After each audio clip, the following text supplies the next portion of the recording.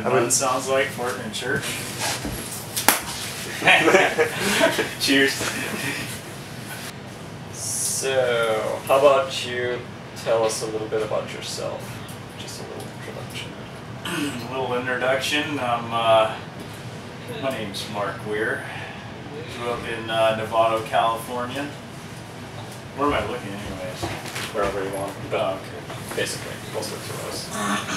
And started riding bikes a little later, you know, probably around 20. Found out that I loved it. Did stupid things like ride over 1 million feet of climbing on a free ride bike in 1 year. Raced races like Downeyville. Try and win it every time I enter it. I did that 8 times. Rochdale got lucky because I flatted. Should have won it 9 times. Basically did the best I could with the skill that I don't have and the will that I do. That's me. That's a statement. Who was the person that got you your first cover shot on the mountain bike magazine? Oh, yours truly. That's right. Yep. Don't you ever forget it. Oh, I would never forget. I still got it. Oh, nice. I got 10 of them. And they didn't burn in the fire. Oh, no way. Yeah. That's the only thing that you saved? Well, no, I had some magazines that made it because the ones on top burned. Gotcha. But I had 15 of those, 10 or 15, and a couple of them burned, but... Do you remember what year that was? 1999? That's right. Say. What does that tell you? I'm old as fuck. That's right. So now, with your vast experience, what is the best piece of knowledge that you can give us? Well, drink a lot of water before you go to bed if you drink a lot of beer. Don't pee on your wife, because that's happened. The one thing, don't do the gallon challenge before you go to bed when you're really drunk, because that's when you pee on your wife. Gotcha. So was it an accident, or was it sort of... Well, it was after Downeyville, the big year that was like all the money on the podium, all the talk of, you know, Jürgen Benecke. You know him? Well, I don't care for him. Do you know him? No. No way. I don't think so. He's German. Who? Jürgen Benecke. Oh, yeah, of course. Yeah, okay. Sure. So he's a dick, and he came to Downeyville to win it all, you know? And it was a big party after that. And I ended up drinking too many bottles of tequila with Roscoe, and then it was the gallon challenge after we were dancing in the bar. Mostly, I came out of the bar fully clothed, or I went into the bar fully clothed. I came out with one shoe in my boxers 4 hours later, and I don't know where my clothes went. It was a very strange night. And then I passed out naked, and my wife, I woke up and she was on the ground, and I said, "What happened?" "Well, you started peeing and you were aroused," which was weird. So she rolled me over. I was on my back and I was peeing in this whole general region up here. So yeah, basically control yourself. And we'll sit with that. Yeah, no, control yourself. Pay attention to your friends. They called you godfather of all mountain biking in the US this morning. Do you like that expression? Well, I mean, yeah, it makes you feel old, but I'm stoked that I'm even considered that. So, I mean, that's kind of like, it's an honor to even think that someone could think that that's true. Well, it was a marketing person saying that, so. Yeah, so I guess grain of salt comes in, but, yeah, no, I'm happy when I get anything that isn't negative. And what about the Team Dad comment? Team Dad, yeah, well, I mean, look at Ben, dude. He's like a river out of control. All you can kind of do is push up the bank so it doesn't overflow the directions going where it's going. Try and control the guy so he doesn't get arrested. And yeah, I consider his future and, anyone that's on our team. And you're trying to give them tips too? Yeah, no, I tell them the path that I've done. It's, sometimes bad, not go sometimes that good. route. Yeah, I mean, you know, you try and give them just some tips so they don't have to do the same, go through the same steps, but end up in the same place. For those of you that don't know you that well, how many times a week do you sit on your bike? Well, in January, I rode 1,500 miles. I climbed 110,000 feet, and I did it in 89 hours. So, That's ridiculous. yeah, that's like my perfect month. If I could do it all the time would be a gift. Is there like a plan to the insanity? No, you know, it's like sometimes it's controlled guilt factor, you know, the obsession with being insecure about your life and what you're doing. And sometimes when I'm on the bike, I don't have to think about that, so that makes it much sweeter. You know, the bike makes you forget all your inadequacies, so just go real hard So you have to ride a long, long time. to forget all the things that you don't want to think about. You've been riding around like an idiot at a time when no one was talking about enduro this and enduro that. How do you like the way things are developing? So far, it feels good. I mean, you're interviewing me. I mean, enduro, you know, is like something we've all done, you know. They're giving credit to few when it should be to everyone because no one ever really changed.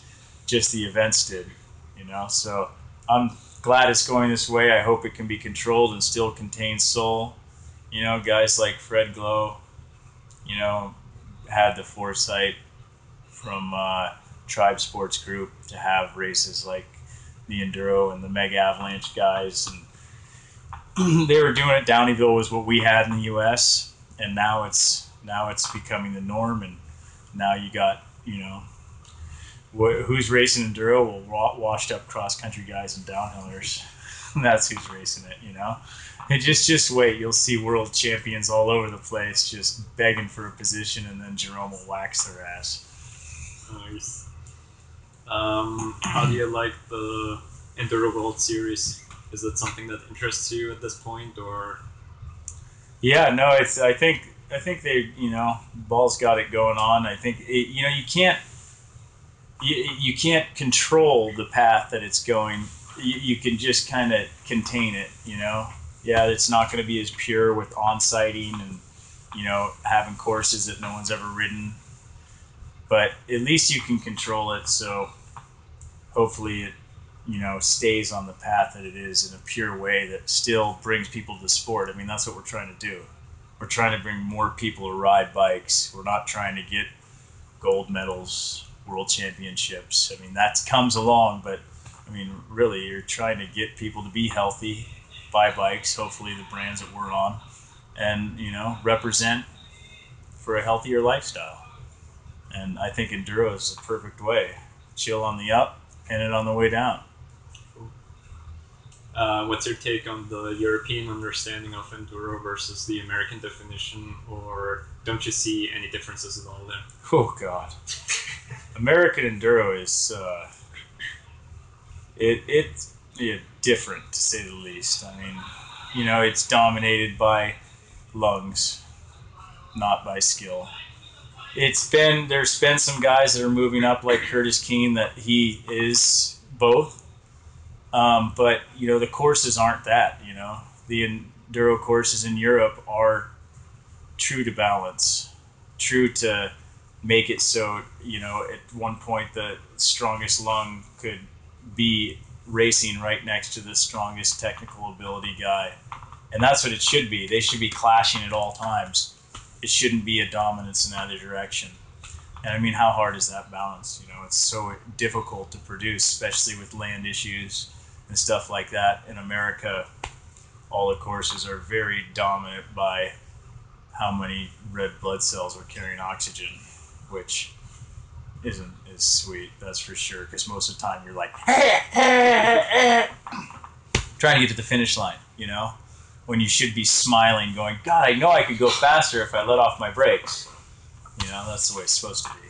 So in the end, do you like the European Yeah, racing no, I scene mean, more? the French enduro has always been my favorite. Trans-Provence, pretty much every race I've done in Europe is so much better than anything I've done in the U.S. So, I mean, I still love the U.S. for what it is, but for pure love of riding the bike, it's here.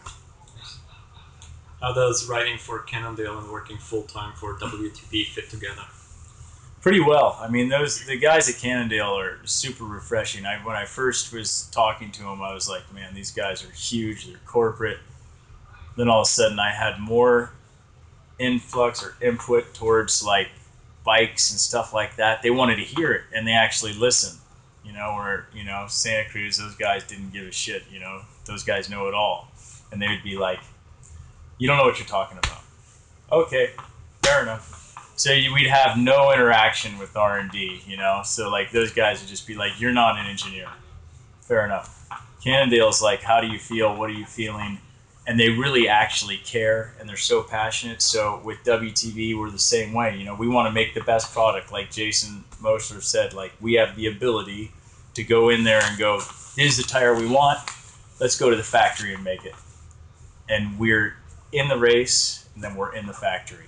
So far it's working well, I think, and it'll get even better for WTB. We got a lot of stuff coming, and it's just been in the last 2 years that we've done all this, and you know everything about this industry, it takes time. And I'd rather take a long time to get there, because then I'll have a long time to spend up there. Basically, you're a bit of a redneck. What's in your plate when you're not sitting on the bike? I mean, my favorite thing to do besides hang out with my wife and my kid, you know, my kid is awesome. Gus, he's a real psycho at 3.5. Loves riding his bike, which I didn't tell him to do. Hopefully he goes to school unlike Dad. I love wheeling, moto riding, trail building, pump track digging, RC car racing, you know. I love RC cars. It's like the most I mean, I burned my house down with them, you know. That's how much I like them. But they, you know, it's like this hand-eye coordination. When the body's tired, the mind can still work. You know, you're battling, you look like a total loser, but when you see the car in action and the control that you can have, it's pretty intoxicating. But wheeling my Jeep, crawling, that's fun. That's like, you know, laying it against a tree and trying to figure out how you're going to get off the side of your Jeep. That's fun stuff. And shooting guns. Over the years, what's your preference these days? More or less travel? Yeah, I mean, I love traveling. I wish I could spend so much time over here. For me, the traveling part is always tough because of my family. You know, like I want to be with them. I don't want to miss anything with my son. I want to, you know, be there for him. But man, you know, doing all this stuff, you have to realize that at some point it becomes vain. At some point, race results are all about me, not him. So I'm realizing that, you know, I love traveling, but it's coming close to his time, not mine. So. And since we're at travel, what do you prefer on your bike? More or less travel? Oh, I like more. I mean, I run a 180 Fox float, cut down to 170, 150 rear end, big tires, heavy tires, so I can be a jerk on the way down. I mean, I want a bike that it makes me realize I'm riding uphill. It makes me forget it when I go down. So there's no real weight limit for you? No, it's all I mean, I think of weight, but function is the most important to me. What's the bike that you use most often? I ride my Jekyll. That's my favorite bike of all time. I've ridden a lot of bikes, and that bike actually matches who I am as a rider. I get to ride uphill, you know, do huge climbs, steep climbs, then ride down and repeat it because it's very efficient. So it's a perfect bike for me.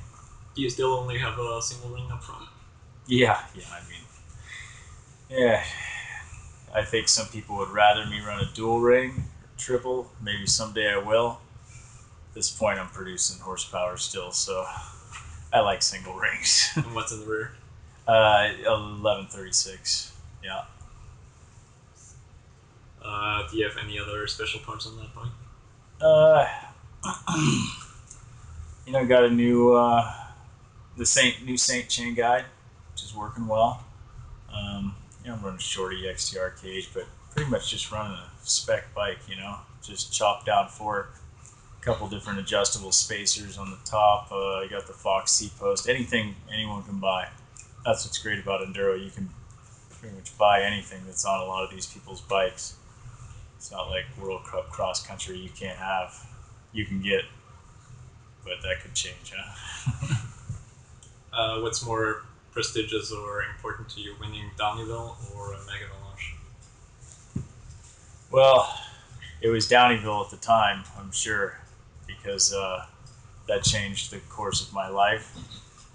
Winning a Mega Avalanche has never been, it's not truly, my style of riding. I like it. I like the thought of it and everything, but you get a little older and I'm like, it's not that necessary. I don't want to, you aren't always racing your own way when you're racing with that many people. So you could have some crazy Frenchman just come into your back at like 1,000, in the snow. I'm not good on the snow. What is this stuff? I like the mass start action, but the snow action, man, that would be pretty damn prestigious to win that. That'd probably be more. Mega Avalanche would be big. Any last words? When are you coming back to get chased by rednecks? Probably soon. Yeah. Still the most exciting time. That was hilarious. We're out of here, dude. Maybe this time I'll bring one of your guns. Yeah. We can pack some heat. We got little ones. Little ones for you, yeah. Need to stay lighter. Yeah, no, I got a 12-ounce 38. It's awesome. Thermoplastic and titanium. Very lightweight. I carry it all the time. Sweet. This one isn't like that. We are signing you for who you are. Yeah, so it's been a great fit for me, and being with them is, I got to bring my friends. I mean, look at Ben and Jason. That was part of the deal. Yeah. We don't go alone. We go together, and they were like, fine. Were they on Santa Cruz before too? Yeah, we were all in Santa Cruz together. So the change, and Ben wasn't getting anything back then. He was just getting Jason and I's old frames, and that's when I'm like, hey, well, his first Specialized came in, and they kind of agreed to a lot of stuff, but Cannondale didn't want us riding for them, and they're like, we will take care of you guys, all of you. And now they're doing them like, this is rad, it's cool. Give us all a little bit more life. Is Chase still on the program? Yeah, he's kind of doing his own thing, because he's an amazing rider. He's not a racer or competitor. He's like a representative of lifestyle guy. So yeah, we still hang out and do stuff together.